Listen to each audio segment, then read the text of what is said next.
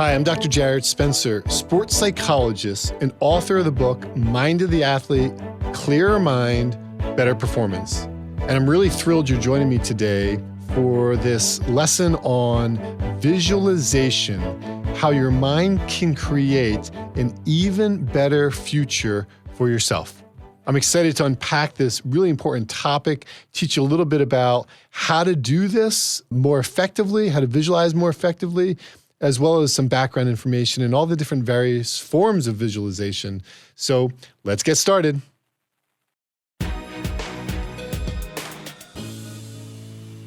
What do you want your life to look like in the future?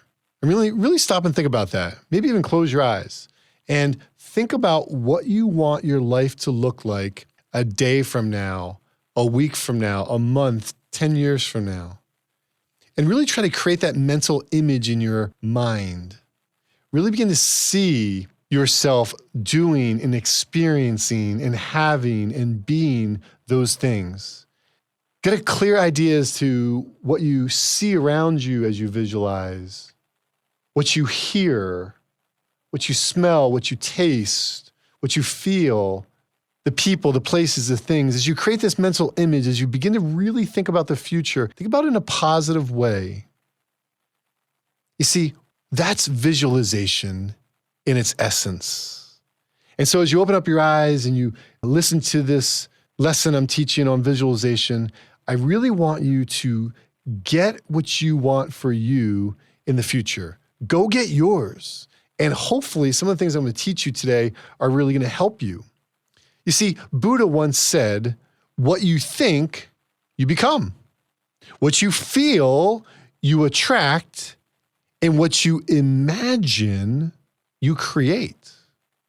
Proverbs 29:18 says, where there is no vision, the people perish. Where there's no vision, the people perish. So what's your vision? What do you want your life to look like? You see, visualization is that powerful technique of creating mental images of the future in a positive way. But it's not always just called visualization. Sometimes visualization might be called hypnosis or guided imagery. Now, those things are different, right, than visualization per se, and I'll explain more about it, but sometimes even prayer and meditation, these are exercises that actually can help us to create positive images for the future. Hypnosis can be a little bit more clinical, a little bit deeper, although you've probably seen some stage hypnosis where the mind significantly is impacting the body, more in a lighthearted, fun way. Guided imagery, it's a wonderful experience. You can get tons of those on a podcast or audio downloads, maybe in some YouTubes. But essentially imagining yourself someplace other and really walking through and creating a relaxation response, powerful stuff. Meditation as well, just close your eyes and really begin to focus on something. Of course, meditation is much broader than that, but much more complicated it can be than that, but at its essence. And then even prayer. Every day I get up in the morning and I spend a little time in a prayer spot where I literally walk through my day and I pray for the different people I'm going to be interacting with, the things I'm going to be doing. And that act of prayer really is an act of visualization in a sense. And so visualization can take a lot of different forms, but it's really important for you to know that no matter what you call it, the idea is that in its different formats, we're trying to use your mind to create an even better future for yourself.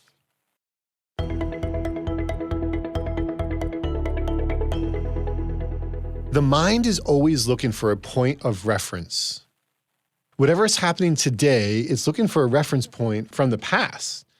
And that reference point from the past may not have been necessarily a positive one. So what we can do with visualization is we can create an image that becomes that point of reference. So creating an image that becomes that point of reference, so when the mind thinks about it, what it's thinking about is what we just imagined, what we just visualized.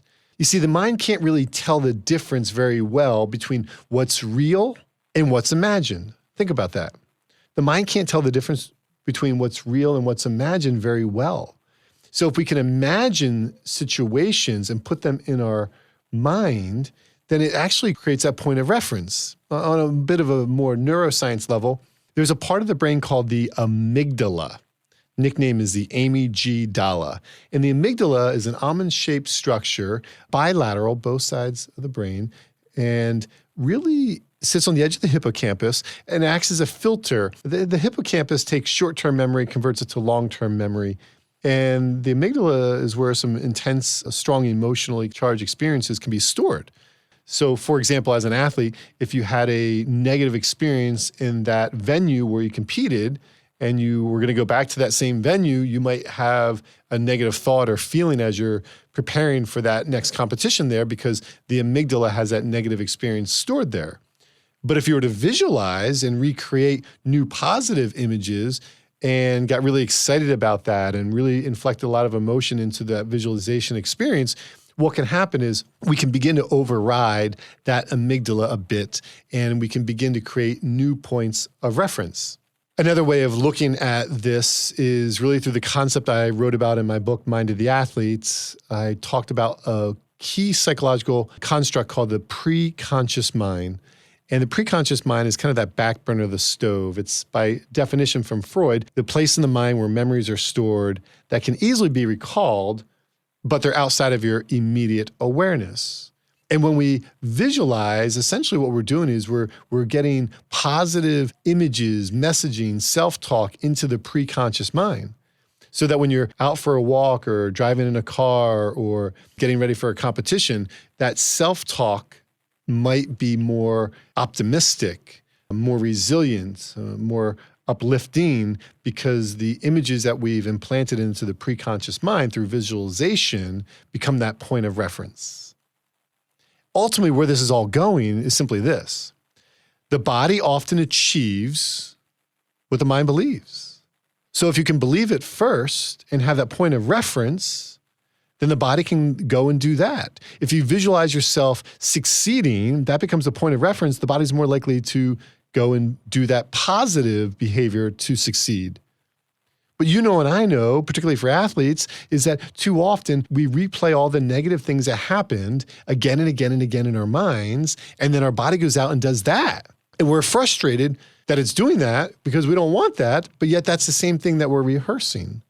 So what I often tell athletes is, after every game, every practice, I say to them, think about the positive things you did here today and really rehearse those, because those positive images that you create become that point of reference that really help with better performance.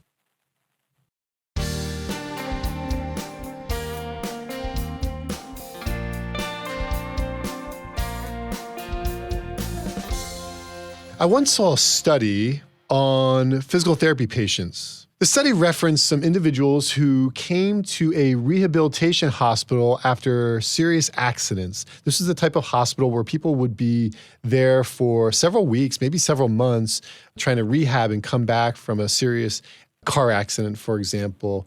And the patients that they took in this study weren't able to do their physical therapy right away. They needed about a week of recovery from some other medical aspects before they actually would be able to do the physical therapy. But they took this group of patients and they brought them down to the physical therapy room and they said, we want you to sit here and watch these patients do their physical therapy and get a familiarity with it, because you're going to be doing this in about a week or 10 days when you're ready. So if you can visualize yourself doing this same stuff that they're doing now, we think it might help your recovery.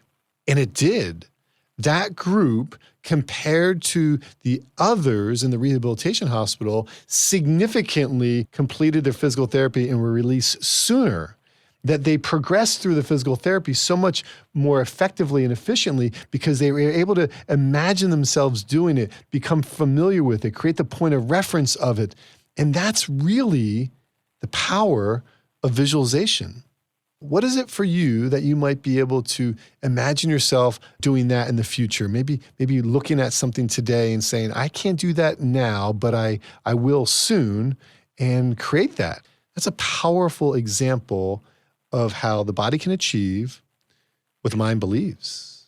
And creating the point of reference is really the essence of visualization.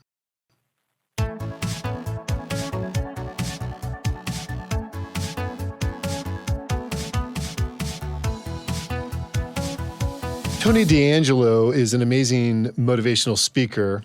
And one of the first times I saw Tony D'Angelo speak, he did a really powerful exercise that involved visualization.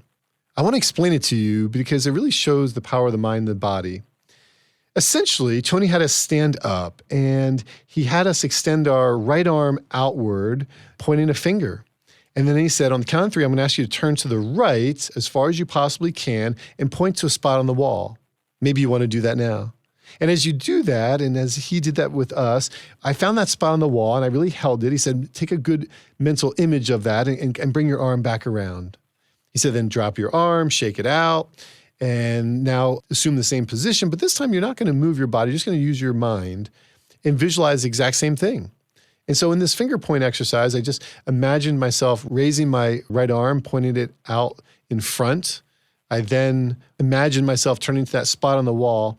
And then Tony said, really stretch, go completely beyond, way beyond to a new spot on the wall and see yourself going beyond, which I did. He said, memorize that new spot on the wall and then release. Imagine your arm coming back around, dropping it again. Open up your eyes, shake it out. And now he said, okay, now this time go ahead and raise your right arm again and turn to the right to that new spot you saw. Inevitably, I did, and everybody did, hundreds of people in the room did, as we turned to the right and went easily to that new spot. We released, came back around, and it was profound to see people, not everybody, but maybe 80%, 90% of the people, they did. Now, of course, you can say, well, that was involving stretching because your body already moved in that direction once, so the second time. But it seemed like it was much more than just stretching. It seemed more powerful than that. And I think most people that experience this finger point exercise, an exercise that I often do with athletes, would agree that yes, as soon as you create a mental image in your mind, your body can achieve what the mind believes. And you can go further. What is it that you want to do where you want to go further? Because if you're like many athletes, you can use this skill set to achieve even more.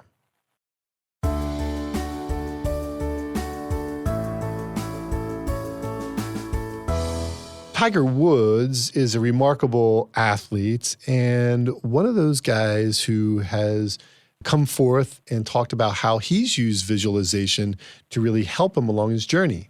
In fact, in one of his early videos that was recorded, you can even see this on YouTube on the Tiger Woods Mental Focus video that's out there. Tiger Woods talks about his time with Jay Brunza, a sports psychology consultant, that helped him in the early part of his development with visualization.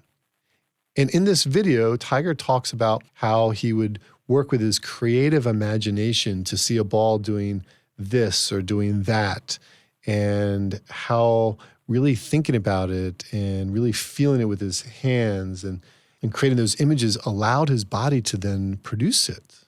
Tiger Woods' use of visualization is a big deal.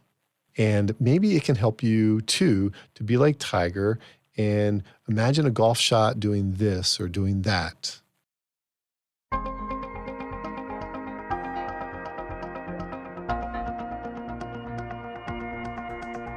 Jay Wright is an amazing basketball coach for Villanova University. And one of the techniques that I've been made aware of that Jay Wright uses at times is he'll create a highlight video of the previous game.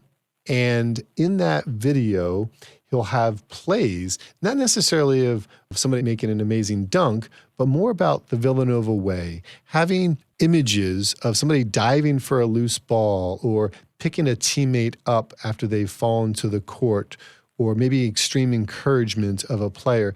If you did these things, this is kind of the positive behaviors that Jay Wright would like to see from his team in the next game.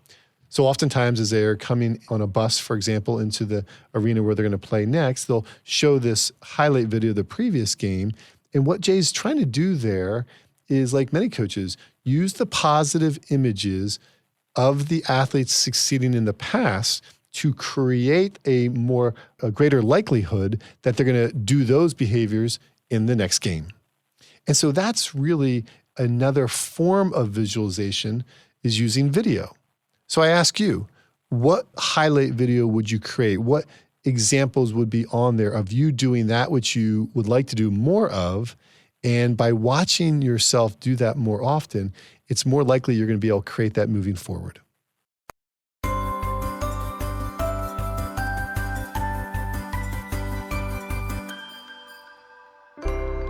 Another form of visualization that I really like is art. I believe every athlete should be an artist. Let me explain why. There's a gentleman named Cale Sanderson. Cale achieved what's often regarded as the second greatest achievement in all of NCAA sports. He went 159-0 as a college wrestler, undefeated.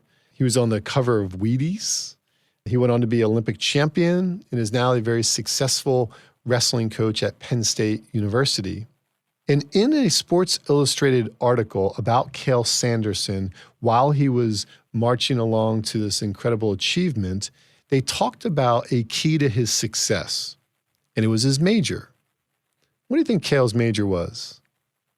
Well, like most people, you might say, well, psychology. But it was actually art. You see, Cale Sanderson is an artist. And in that Sports Illustrated article, they actually had examples of pictures that Cale would draw. And Cale would often draw pictures of himself wrestling somebody else. You see, when you are an artist, you have to first visualize that which you want to put down on paper, on canvas.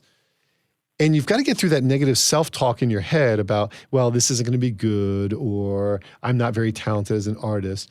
But if you can get through that negative self-talk, and if you can begin to take an idea in your mind and put it down on paper, that's a big deal in terms of creating an image, and the more likelihood your body's going to produce that. Let's break it down further. If Cale's going to draw a picture of a wrestler, he would have to imagine, okay, well, where is his left knee going to be? And if his left knee is bent in that position, where would his right hand be in that particular spot? And thus, where would his left elbow be? And if that's the case, and I want to try to counter that wrestler's positioning, what would I need to do? Well, I'd probably need to have this and that, and he would go ahead and draw that. I want you to take a page out of Cale's playbook and put it in yours. I want you to become an artist. I want to challenge you to go get some crayons, some colored pencils, and begin to really create and draw pictures of yourself doing exactly what you want to achieve in your sport. See yourself succeeding, draw it from different angles, and really begin to take the idea of, yeah, I want to win. Okay, well, show me in a visual picture how you intend to do that. What small little technical thing? Because you see, to succeed in sports, it's all about the small little technical aspects and getting those better. And being an artist forces you to really think about them in a very deliberate way and begin to reproduce those, thus creating another mental image that can be a point of reference for later success. Every athlete should be an artist.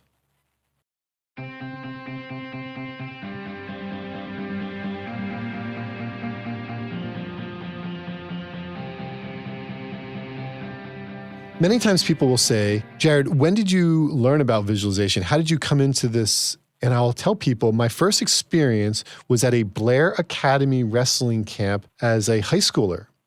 When I was there, we had 3 practices that day, and at the end of the 3rd practice, a camp counselor named Ivan Boyesen, then a wrestler at Lehigh University, did something really profound that changed my life forever. He said to us at the end of the 3rd practice, when we were physically exhausted, he said, I want everyone to lay down on the mat. I want you to close your eyes, and I want you to visualize. I'd never done anything like that before, but he said, slow down your breathing. And I want you to imagine yourself getting ready for the biggest wrestling match of your life. See yourself warming up. See yourself sweating a little bit and preparing to step onto the mat. Really imagine yourself out there shaking your opponent's hand and the referee blowing the whistle. He walked us through this visualization exercise of us winning and seeing the joy of the win, the excitement that comes with it. What ended up happening when that visualization exercise concluded was that I got up and I actually felt amazing. I felt relaxed. I felt restored. And prior to the visualization, there was no way I could have done more in terms of a workout. I was exhausted from the day. But at the end of that visualization, I actually felt like I could work out again and do another practice. Part of the reason is because you see, too often as wrestlers, it's go, go, go, go, go with the sympathetic nervous system. The parasympathetic nervous system, relax, relax, relax, is very powerful. And with visualization, what we're doing is we're engaging the parasympathetic nervous system and really helping to bring balance back to our bodies. And so visualization can be a very powerful tool to do at the end of a practice, or as one college wrestling team I've worked with, they would lie down and do visualization before practice as a way of really centering them and helping them to create more positive images that they would then go out and do in their practice. And so I hope that you can take a page out of that playbook I learned from Ivan Boyasin and maybe incorporate visualization at the beginning or maybe at the end of your practice. Ivan Boyasin, an amazing mentor of mine particularly during the high school and college years of my life that I met at the Blair Academy Wrestling Camp, also taught me another powerful technique for visualization. He said to me, "Where do you want to go to college?" At the time, I was a sophomore in high school at Phillipsburg in New Jersey. I said, "My dream is to go play football at Boston College." He said, "Here's what I want you to do. I want you to get a picture of Boston College's football stadium, and I want you to tape it above your bed. And every morning you wake up, I want you to ask yourself, what am I going to do to help me get from here, Phillipsburg, New Jersey, to there, Boston College's stadium? And every night before you fall asleep, I want you to ask yourself, what did I do today? Did I do everything I possibly can to help me get to there?" He said, it's an act of visualization. And I did it. To this day, I actually still have that image, that postcard framed in my office, because every day I looked at that my sophomore, junior, and senior year of high school. And wouldn't you know it, going into my senior year of high school, I went to the Boston College football camp. And after a practice one evening, I heard in the distance somebody yell, "Hey, Peaberg, hey, Peaberg." Peaberg was the nickname for Phillipsburg, my high school. And I looked over, and it was the head football coach for Boston College, a gentleman named Tom Coughlin. Tom went on to then coach the New York Giants to a couple of Super Bowls. And he said to me that day, "Hey, I was watching you out at practice today, and I know we've been recruiting you, and I want to know, would you like to come play football for me at Boston College?" I looked at Coach Coughlin and I said, "I've been dreaming about this every day. This is something that I really want to do." He said, "Great. Well, we'd love to continue recruiting you. And I know you're going into your senior year, and we'd love to have you here at Boston College." At that moment, I realized that that small image was such a powerful impactor in my life. It literally created the vision, the point of reference. And I felt like at that moment, I really achieved the dream. Now, did I achieve the dream in that? Did I go to Boston College? No, I did not. As it turns out, it was a better fit for me to go to Lafayette College, and I played football there. But it doesn't diminish the point that having an image of where you want to go makes a big difference. It can motivate and inspire you along the journey. So my question for you is this: what picture would you tape above your bed that would inspire you each morning, each evening, so that you would get from where you're at today to where you want to be later? In conjunction with that technique, in a more modern form, it would be this.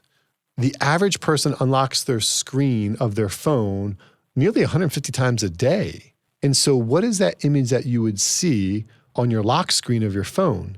And if you could see that image again and again and make it positive, uplifting, motivating, that can be a significant contributor to getting you from point A to point B. Let me share with you a personal example. Not too long ago, I had a chance to go into the Pocono Mountains, to a lake, to a resort, to get some time for rest and recharge. And when I was there walking around the lake, I saw this a beautiful cabin along the lakefront. And I just stopped and I paused and I said, wow, this is beautiful. I mean, I would love to own a lake house like this someday. And as I stand here today, no, it's just not a financial reality for me. It's not something that I could afford or would be doing. But later on that day, I really thought about that. I was like, you know what? It's just kind of fun to think about. It's kind of inspiring. I mean, who knows? I thought back to Ivan Boyson in the Boston College photo. And so later on, I was hiking the mountain around the lake, and I took a picture from above of the lake, and you can see that property of that house. And I said, you know what? I'm going to put that on my phone because who knows? I mean, maybe, right? At the very least, it might inspire me and create images and a point of reference. And so who knows? But maybe that could be something you could do too. Like maybe there's something you could put on your lock screen of your phone that would really help you in the future. So what would that image be for you?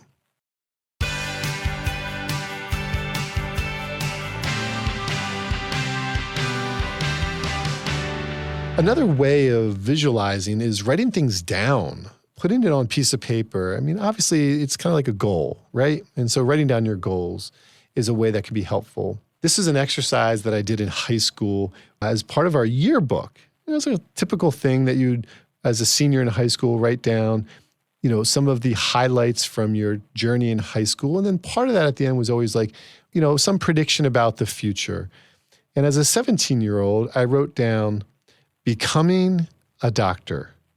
So becoming a doctor was in my high school yearbook at 17 years old. And the truth is, that seemed like a far-fetched idea at that point in my life, but that was the vision. That was what I maybe hoped for at that time. And it took 14 years, but 14 years after writing that down, I was given my doctoral degree in clinical psychology, and I became a doctor. And so what would you write down on a piece of paper today? Maybe it would take you 14 years, right? Maybe it's 14 years till you get that dream house that you want, or that marriage that you want, or that new job, or that athletic accomplishment. But what would you write down? Because writing it down on a piece of paper, especially for other people to see, really puts it out there publicly. And there's something profound when that occurs.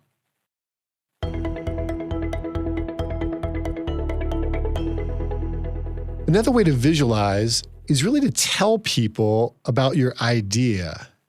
You see, in your head, it's just an idea. It's just a thought that occurs. But when you actually take that thought and you put it out there to somebody else who might hold you accountable to that they might understand what you're thinking of, or what you're dreaming of, what you're envisioning, they might be able to even help you and encourage you. So sometimes with visualization, it's really about taking that idea and sharing it with other people.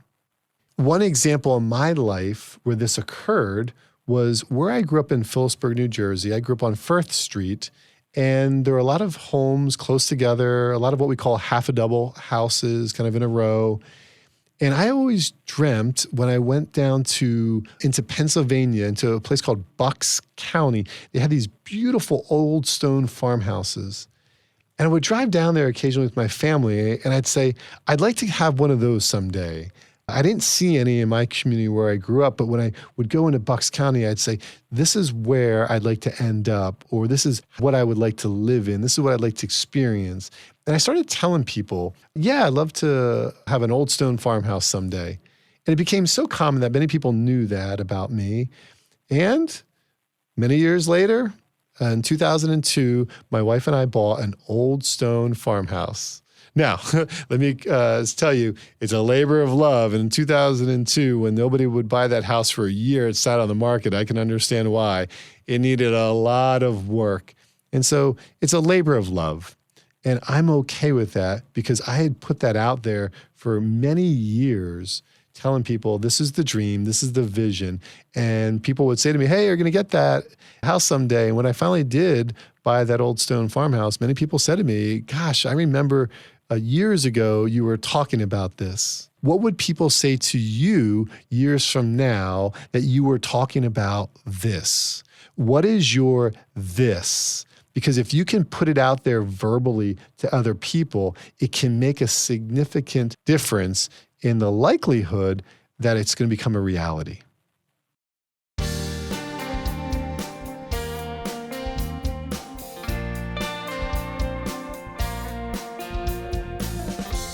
I often like to think of visualization as really kind of a milder form of hypnosis. You see, when I was a master's student at Westchester University in Pennsylvania, I actually wrote a master's thesis. It was a phenomenologically based hypnotic assessment procedure, PCI-HAP, the nickname, a critical validation study. And so this study was done with Dr. Krishna Kumar and Dr. Ron Pakala, two amazing people that really taught me how to hypnotize. And as part of that master's thesis, I hypnotized hundreds of people, and it was really profound and powerful for me to learn that skill, learn that art, and learn a little bit more about clinical hypnosis and how clinical hypnosis could be very beneficial and helpful for people for a variety of different medical conditions, for example, even like pain. And so I learned a lot as I studied hypnosis. And also for my bachelor's thesis, I studied hypnosis as well. And so hypnosis is really profound and really helpful. I think of visualization as more of a milder form of that. And one of the key concepts that I learned from this master's thesis was this, that people tend to either be high, medium, or low hypnotizability. That there are a lot of different variables that would go into why a person might be highly hypnotizable or low or medium hypnotizability, but ultimately people tend to fall into one of these three categories. For example, if you've ever seen a stage hypnotist, they might bring up 20 people on stage who are eagerly wanting to participate in the hypnosis experience, but then they'll get down to maybe 7 people that are really engaged, and it makes for an entertaining show. Those are the people that are more highly hypnotizable. One of the key concepts that I learned in terms of hypnotizability is that creativity plays a role, and that generally people that tend to be more visually creative, they can really see things in their mind's eye, they can really visualize things, they're going to be more receptive to being hypnotized. And so, how's your creative imagination? Can you think about things in a way that's full of color and idea and foresight? Because if you can do that, and we talked about that earlier about every athlete being an artist, if you can get better at that skill, if you can have that greater creativity, what I'm trying to say to you is that you might be somebody that could actually really benefit from visualization even more. And it's a skill that you can work on, that creativity. And so, yes, for some people, this isn't going to resonate a whole lot, and you might think visualization is not going to really work for you. But for others, it can be a really big help.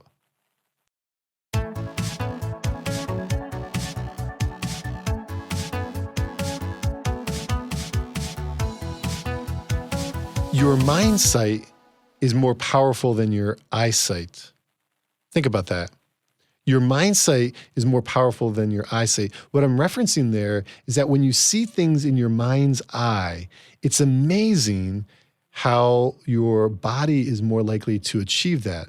Sure, you can see things with your eyes, and your eyes are powerful. It's amazing to be able to look outside and to see the image of beautiful nature and the colors and the people and the scenery and what your eye could pick up as you shift your attention to a small detail is profound.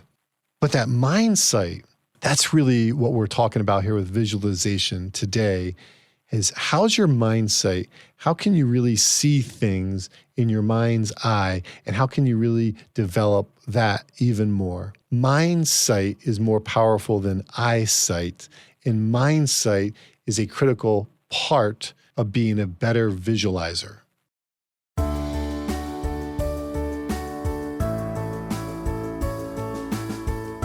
So, how do you visualize?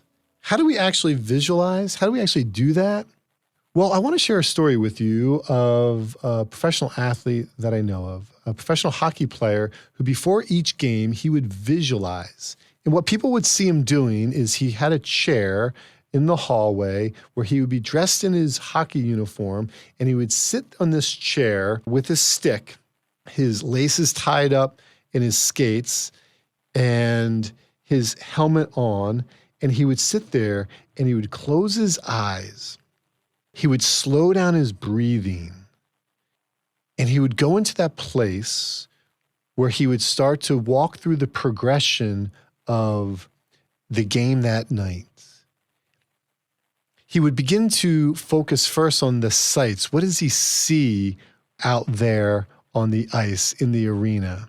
And he would begin to visualize it from different camera angles, a very important skill and technique to almost like you were the TV producer, you'd see things from multiple angles. He would see it from multiple angles, paying attention to all the small details as he would continue to sit there in his chair with slow, deep breathing, breathing in through his nose for 4 seconds, pausing for 1, exhaling slowly through his mouth for 4 seconds, pausing for 1, and really keeping that slow breathing cadence, really relaxing his body as he's seeing himself out there.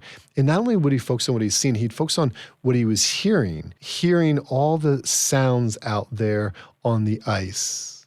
Maybe something from the crowd, maybe the slap of the puck on the stick. And he would try to be very attuned to all the small little audio details that would be out there. He'd also focus on what he would feel. And at that moment in the visualization, you would sometimes see him gripping his stick even more, rubbing his hands across his stick, and really just paying attention to texture. Smell would be the next one. You can see he's progressing through the 5 senses. What would he smell as you take these slow, deep breaths? There's always a smell involved with an arena, a sport, an activity, and those smells are powerful because your sense of smell is your most powerful memory. So you might walk into a place and smell something and say, that reminds me of my grandma's kitchen. It's incredible. So pay attention in the visualization to the smells. And lastly, the taste. Maybe it's a sip of Gatorade. Notice what you taste. And so as you would visualize the 5 senses, it would be very helpful for him to really immerse himself in that moment. And then, of course, what he would visualize is himself succeeding, doing really well in an activity, having positive results. What positive results would you be imagining? What is it that you would want? He would imagine himself scoring a goal, a critical goal. But not just that, he would also visualize the process, not just the outcome. I'm sure everybody wants to visualize winning the game, but you've got to visualize all the small little nuanced details. And you can actually visualize the process in a very unique way. You could hit pause, you could go in reverse, you can go in super slow motion as you're visualizing. These are really important skills, but if you can switch camera angles and see it in different ways, it's really going to create even a more profound mental image in your mind. And so visualize the process, all the small little technical things that you want to achieve out there. But that's not enough. You've got to even visualize the obstacles. Yes, the obstacles. You've got to visualize things going wrong so that when they do go wrong, you've already created a point of reference in the amygdala says, okay, I've been here. I know what to do. When that happens, I do this or I do that. That's really important in the visualization process. When I think of another athlete as a visualizer, I think about Michael Phelps. Michael Phelps is well known to be somebody well-versed in visualization. In fact, one quote, he said, "I visualize the point that I know exactly what I want to do. Dive, glide, stroke, flip, reach the wall, hit the split time to the 100th, then swim back again for as many times as I need to finish the race." In another quote, Michael Phelps said, "I would visualize the best and worst case scenarios. Whether I get disqualified or my goggles fill up with water or I lose my goggles or I come in last, I'm ready for anything." Michael Phelps has actively worked on the art of visualization and the science of visualization. How about you? If I were to see you before a game like that hockey player, or if I were to see you by the pool and you were maybe like Michael Phelps, what would you be doing? How would people know that you're in that space of visualization? Because when you begin to apply these techniques and you begin to visualize before the competition, as I said earlier, it's really fascinating how the body's more likely to achieve what the mind believes.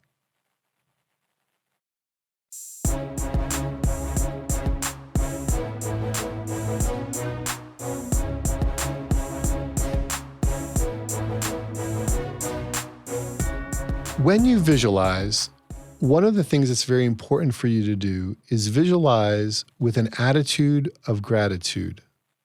You see, an attitude of gratitude is really important because the optimal emotion for peak performance is excitement. And the way that we get more excitement is by the attitude of gratitude. The more grateful you are for things in life, the more excited you're actually going to be. Now, it's hard sometimes in life because too often we're just critical and negative and we beat ourselves up in our own minds and we focus on what's wrong and not what's right or what we do have.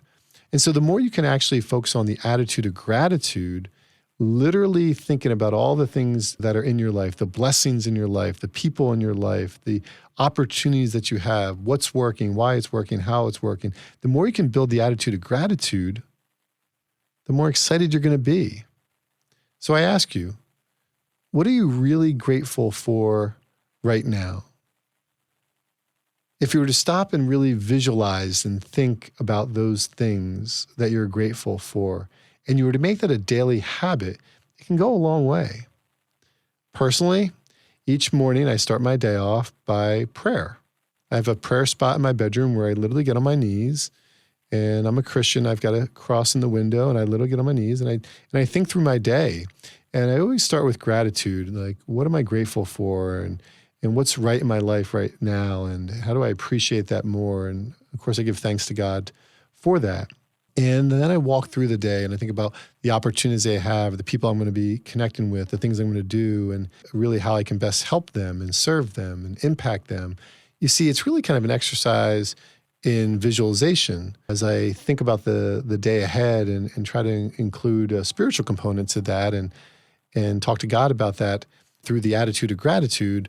When I get up off my knees each morning and I go start the day, I always feel so much better. The daily act of the attitude of gratitude can really help your heart be more open and more positive and feel more excitement, which is the wellspring of positive energy through your day. Now, when that happens, something profound goes down. You see, where awareness grows, energy flows. Let me say that again. Where awareness grows, energy flows. So the more grateful you actually feel about something, and the more excited, now the positive energy is going to start flowing in these directions. If you're thinking about negative things and your awareness keeps growing about what you're doing wrong and what's wrong in your life, well, the energy is going to flow there too. So if you want to be a more uplifting, positive, motivational, inspirational person, then one of the things I really want you to do is visualize gratitude.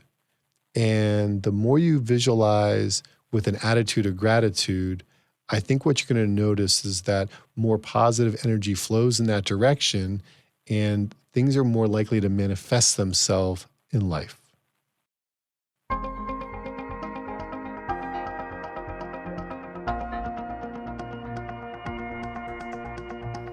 As we come down the home stretch of our time here together today on visualization, I want you to know that it's normal and natural for you and me and everybody else to go through our life feeling anxious. Anxiety is actually the fear of the unknown. One way that we can help combat the fear of the unknown for you in the hours and days and weeks ahead is by making the unknowns known as best we possibly can by actually creating mental images of what you'd want your life to be like in the future. That if we can create a point of reference, if we can imagine that point of reference, if we can get that into the amygdala, if we can get those messages into the preconscious mind, then it's not a guarantee, of course, that your life is going to unfold that way, but maybe at the very least what it's doing is mitigating some of the anxieties that you might actually have about the future. And that would be a significant start in making you feel more calm, more relaxed, a little bit more confident. And so it's very important, as best you possibly can, to make the unknowns known, mitigating anxiety by creating those mental images.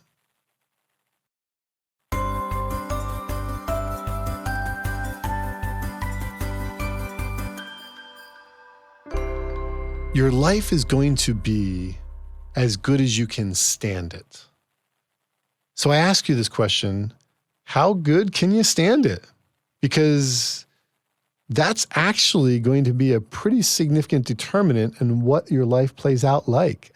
I know this sounds maybe a little odd, but how good can you really stand it? Think about it. Like, how good can you really stand it? Because I've seen a lot of people who wish for a better tomorrow, but then they self-sabotage it because they're so comfortable with the maybe even dysfunction of today or the averageness of today. And life will be as good as you can stand it. So if you can visualize things being even better in your future, then also see yourself really being comfortable with that. If life is going to unfold and you're going to continue to have upward mobility and continue to progress in life to new levels and have new successes, you've got to be emotionally able to stand that and be comfortable with that and adapt to that and grow with that. And so life will be as good as you can stand it.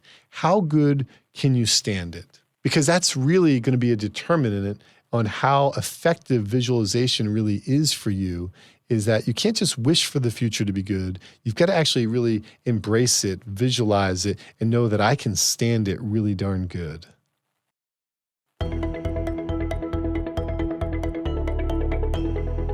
A remarkable psychologist, Carl Jung, once said, "Your visions will become clear only when you can look into your own heart.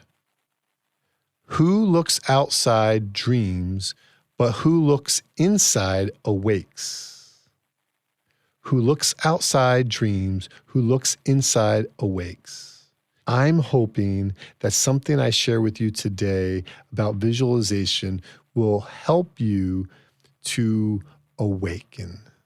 That by looking inside yourself through the art and science of visualization, you might actually make your life even better. And to do that, I want to encourage you to get on the path.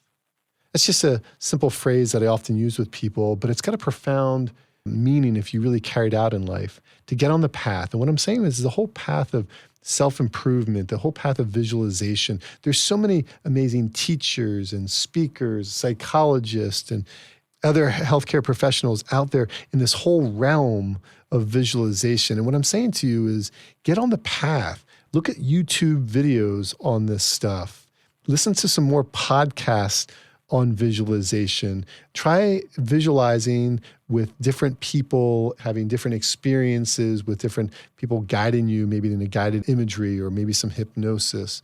Really begin to actively find some time for meditation, for some time for prayer, maybe some time for art and being able to draw things out, or maybe that picture that you'll put on top of your ceiling, or maybe the image on your phone. Essentially, visualization can take a lot of different forms, but get on the path. And one thing that you might consider to help you on the path is I've actually created a 26-minute visualization for positive thinking and relaxation audio. It's something that you could purchase from my website, mindoftheathlete.com. And in this audio, essentially what you're going to do is relax your mind, relax your body, count back from 10 to 1 as you walk down a beautiful set of stairs to a door that's going to open to the most beautiful place in all the world you can think of. And when you're there, we go through the 5 senses, slowing down your breathing, and we really review your life in the past and think about how far you've come. Then we review your life right now, all the strengths, advantages that you have. And then we visualize your future. What do you want it to look like a day, a week, a month, a year, 10 years from now? And then you conclude by walking back up the stairs and essentially waking back up. And that visualization experience is one that I think you might really enjoy. And again, I'm just one of many people with things like this out there, but that visualization might be able to help you. Another resource that might be able to help you is if you happen to have a NordicTrack treadmill, I created a Mind of the Athlete series for NordicTrack. They use a technology called iFit for their machines. And as part of that iFit team, I've created one called Vision, See It and Believe It. As I hike a beautiful mountain in Pennsylvania, I talk a lot about vision and how important it is. So maybe that's another way you could get some more out of that.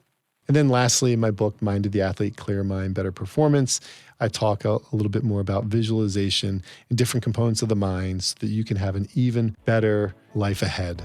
Essentially, what I'm saying as I'm concluding my talk with you today is simply this: get on the path.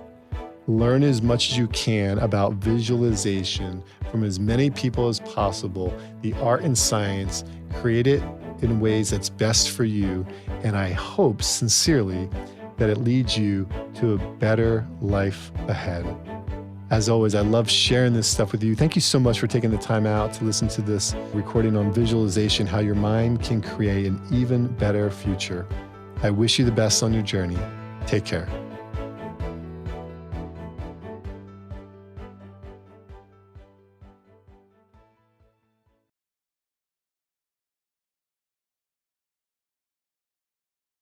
Copyright, Dr. Jarrod Spencer, Mind of the Athlete, LLC, all rights reserved.